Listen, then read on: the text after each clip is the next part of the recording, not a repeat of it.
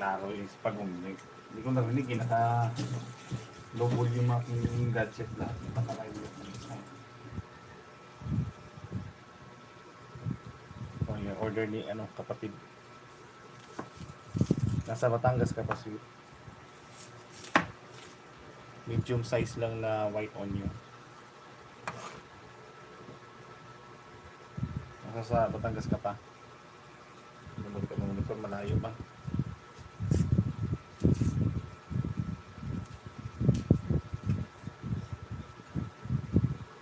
Medyo okay na yung paa ko.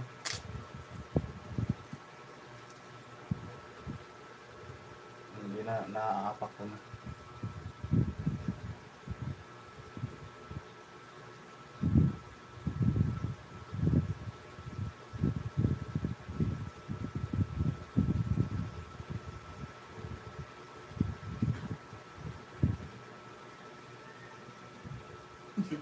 Bahaw ka ngayon dyan sa Batangas.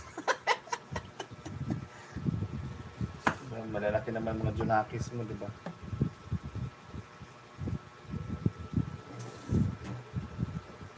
Okay naman ang kalantik ah.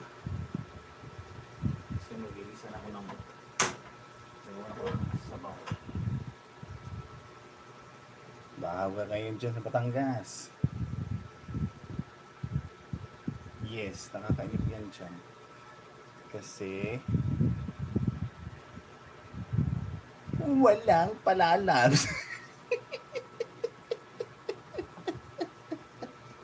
Kaya ayot mo yun. Hi! Ito yung alive!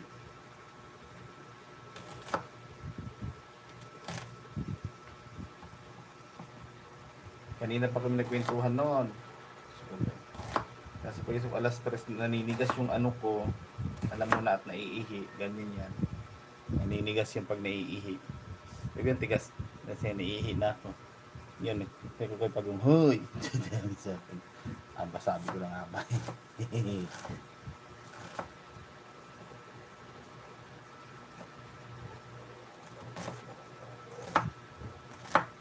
Normal naman yan sa mga malaki na natin sa pag naiihi. Ma-slice yung daliri ko ito. Meron pa ito, na-slice pa nga itong isang ito. Ito, o yan, may sugat pa siya. Medyo, hindi naman siya, masakit lang siya. Ayan ang ating sopas for today. So, 2 kan tayo. Wait lang. Malaki.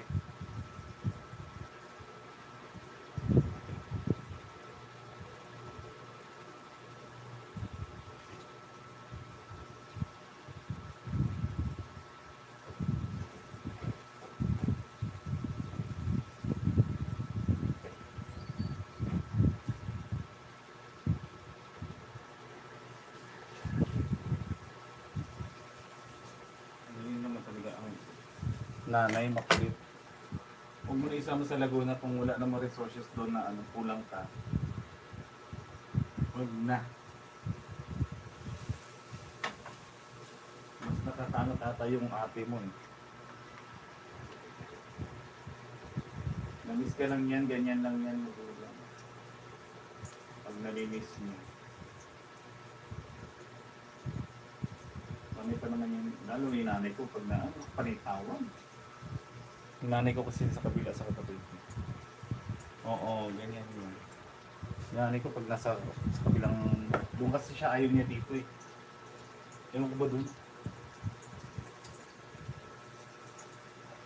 Dito kasi andito na lahat. Wala ka ng basta kumilos ka lang, hindi ka pwede senyorita dito.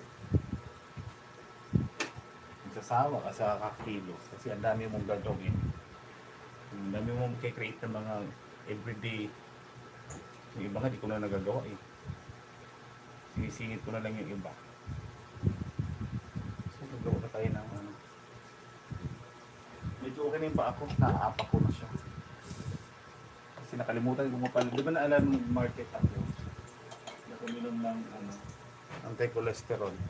Kasi nga kaya kayo naman ko noon mas